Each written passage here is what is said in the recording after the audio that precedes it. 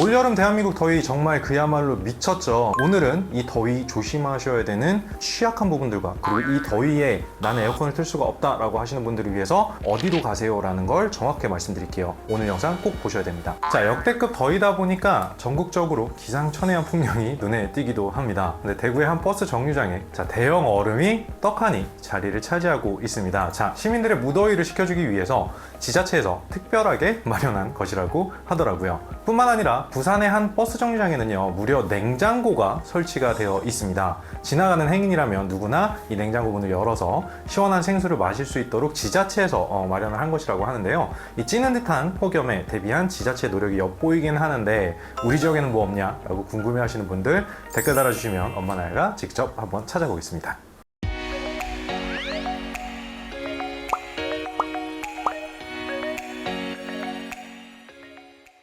자, 하도 날이 덥다 보니까 특히 이 무더위에 대비해야 되고 꼭 조심하셔야 되는 세 분이 계세요. 어떤 분이냐면 먼저 65세 이상의 우리 엄마 아버지들, 그리고 두 번째로 심혈관 질환을 앓고 계신다, 꼭 보셔야 되고, 세 번째 폭염 취약계층이다. 요 세 가지 중에 하나 해당된다. 오늘 드리는 말씀 꼭 보셔야 됩니다. 먼저 고령인 우리 어머니 아버지들 대상입니다. 올해 무더위로 인해서 발생했었던 온열 질환이라는 이 온열 질환 환자 중에 65세 이상 32.5%로 3명 중에 1명이었어요. 나이가 들면서 체력이 저하되니까 당연한 결과가 아닌가 싶기도 합니다. 자, 두 번째 분류는 심혈관 질환을 앓고 계신 분들이에요. 이분들도 굉장히 위험하거든요. 폭염이 이 심장의 과부하를 유발할 수 있다라는 결과가 나왔는데, 실제 미국 심장학회는 기온이 32도 이상 올라가게 되면 심근경색 환자가 20% 증가한다라는 연구 결과를 발표하기도 했습니다. 자, 무더위로 인해서 이 땀을 흘리게 되면 체액이 감소하게 될 거고, 그렇게 되면 혈압을 회복하기 위해서 심박동수가 점점 증가하겠죠. 그래서 심장에 부담을 주게 된다, 그런 원리입니다. 자, 평소 심장이 안 좋았던 분들이라면 더더욱 조심하시기를 바라겠습니다. 자, 마지막으로는 폭염 취약계층이죠. 이 폭염 취약계층이란 뭐냐면 기초생활수급자처럼 저소득층이나 아니면 쪽방촌 이런 데 거주하시는 분들 혹은 노숙자분들, 이런 분들이 이 폭염에 취약한 계층이다 라고 할 수 있는데, 한국보건사회연구원의 폭염 민감 계층에 관한 조사를 보면 수면 공간 온도를 견디기 어렵다라고 응답한 비율이 저소득층에서 52.8%로 일반 집단의 비율 44.2%에 비해서 10% 높았기 때문에 특히 조심하셔야 될 것 같아요. 엄마 나야가 지금부터 이 한여름 119에 전화하지 않고도 시원하게 무더위에 대처하실 수 있는 방법을 알려드리도록 하겠습니다. 이른바 엄마 나야 하계 캠페인 무더위. 자, 이것만 기억해 보시면 좋을 것 같습니다. 자, 엄마 나야 하계 캠페인 무더위 생존의 법칙, 이것만 기억하세요. 자, 우리 집에 에어컨이 없다라고 하시는 어머니 아버지들 계실까요? 설사 이 에어컨이 있다고 하더라도 전기료 부담 때문에 안 트시는 분들 분명히 계실 건데 한번 손 한번 들어볼까요?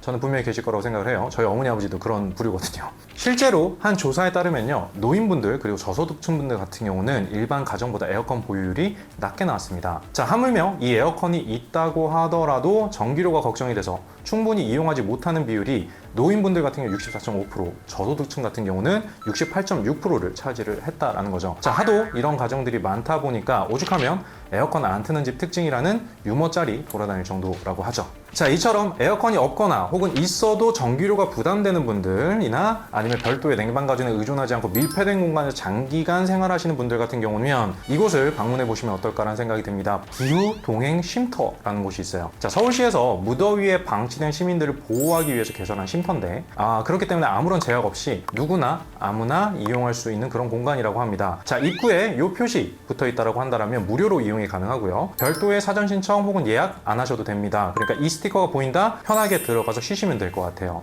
자, 현재 이 기후 동행 쉼터는 서울 시내에 있는 신한은행 전 지점에서 운영 중이라고 하는데, 장소 접근에 제약이 있다는 애로사항을 좀 해결하기 위해서 최근에는 접근성이 좋은 250개의 KT 매장도 기후 동행 쉼터로 새롭게 지정을 했다고 합니다. 자, 기후 동행 쉼터 매장을 어디서 확인하냐? 자, 서울 안전누리 누리집이 있죠. 이 누리집에 재난안전시설 페이지를 통해서 매장의 위치와 운영 시간 등을 확인하실 수가 있으니까 참고해 주세요. 그럼 은행은 신한은행밖에 못 가는 거예요? 거예요? 지금 이제 기후 동행 쉼터로 지정된 곳이 신한은행일 뿐이지 기타 시중은행은 전국적으로 6,000개 점포를 무더위 쉼터로 운영을 하고 있습니다. 자, 이 부분은 얼마 전에 저희 엄마나야 은행 쉼터 편에서 자세한 내용을 한번 다뤘었거든요. 그래서 은행 쉼터는 물론 간편하게 전국에 있는 무더위 쉼터 찾는 방법까지 저희가 안내를 해드렸었으니까 도움이 필요하신 분들은 꼭 다시 한번 시청을 해보시면 좋을 것 같습니다. 무더위 생존의 법칙 1, 더위에 무방비로 내가 노출이 됐을 때 기후 동행 쉼터 스티커를 찾자.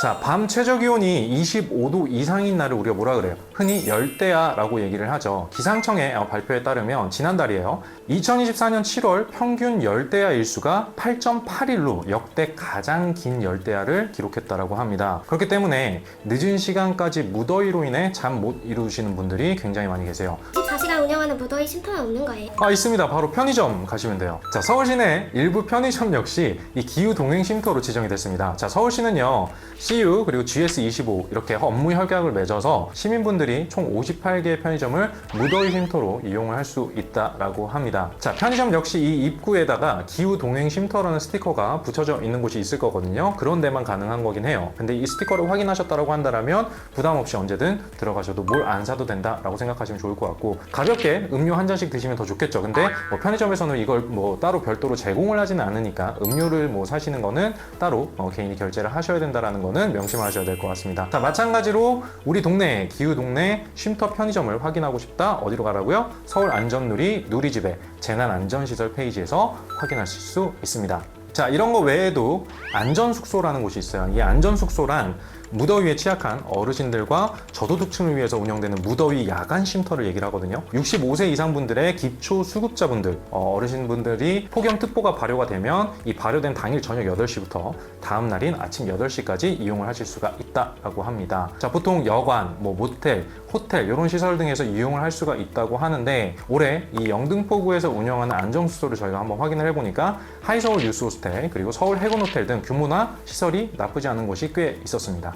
하지만 서울시의 각 구에서 자체적으로 운영을 하고 있다 보니까 구별로 이 신청 대상이라든지 지원에 약간의 차이는 있는 것 같았습니다. 그렇기 때문에 문의 및 신청은요, 거주지 동주민센터를 방문하셔서 확인을 하셔야 될 것 같고, 더운 여름에 혼자 고립되지 마시고 지자체의 도움을 받으셨으면 좋겠습니다. 자, 그거 외에도 또 이런 것들도 있어요. 대중목욕탕이죠. 자, 돈 안 내고 무료로 심야에 이용이 가능하다라고 해서 저희도 다시 한번 체크를 해봤거든요. 서울시는 죽방촌 주민과 같은 무더위 취약계층 분들을 위해서 인근 목욕탕을 밤더위 대피소로 만들었다고 합니다. 지난해 기준으로 밤더위 대피소의 1인당 무료 이용권은요, 한 달에 10장씩 지급이 되었다고 하니까 올해도 좀 비슷하게 지원을 해주지 않을까라는 생각이 듭니다. 자, 이용 기간은요, 7월부터 8월까지 한시적이고요. 이용 시간 같은 경우는 저녁 9시부터 다음날 새벽 6시까지입니다. 자, 거주지 인근 동주민센터에 방문을 하셔서 신청하면 되는데, 아쉽게도 요거는 쪽방촌에 거주하시는 분들만 이용할 수 있다라는 거 참고하시면 좋을 것 같아요. 지자체가 캐치하지 못한 이 사각지대의 노인분들이 분명 또 있으실 거거든요. 사실 앞에 소개해드렸던 공간들도 서울시에 한정된 공간이죠. 그렇기 때문에 우리 엄마 아버지들 중에서도 고령이면서 취약계층인데 내가 아무런 도움을 받지 못하고 있다라고 하시는 분들이 계시다면 혼자 무더위 참지 마시고 인근 주민센터에 방문을 하셔서 내가 좀 도움받을 수 있는 방법이 있냐, 이런 부분들을 확인해 보시기를 좀 부탁드려야 될 것 같습니다.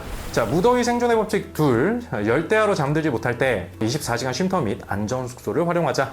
자, 해가 지날수록 무더위가 기승을 부리고 있죠. 그로 인해서 취약계층의 삶은 더욱 힘들어지고 있는데요. 이럴 때일수록 이 밀폐된 공간에 고립되어 있기보다는요, 쉼터를 활용하신다든지 아니면 지자체의 도움을 좀 받으시면 어떨까라는 생각이 들어요. 특히나 이 집에 에어컨이 있어도 틀지 않으시는 가정들이 굉장히 많아요. 너무 더운 날 너무 아끼시지 마시고 트셨으면 좋겠어요. 저희 아버지도 심장 쪽이나 그리고 나이 이렇게 봤을 때 이 더위 폭염이 계속되면 굉장히 위험한 이 두 부류에 들어가시거든요. 그래서 이 방송을 보시는 우리 어머니 아버지들 중에 전기료가 너무 아까워서 에어컨을 못 든다라고 하시는 분들도 이 폭염에는 좀 트셨으면 좋겠습니다. 지금까지 신사고찰 그리고 엄마나야의 이사였습니다.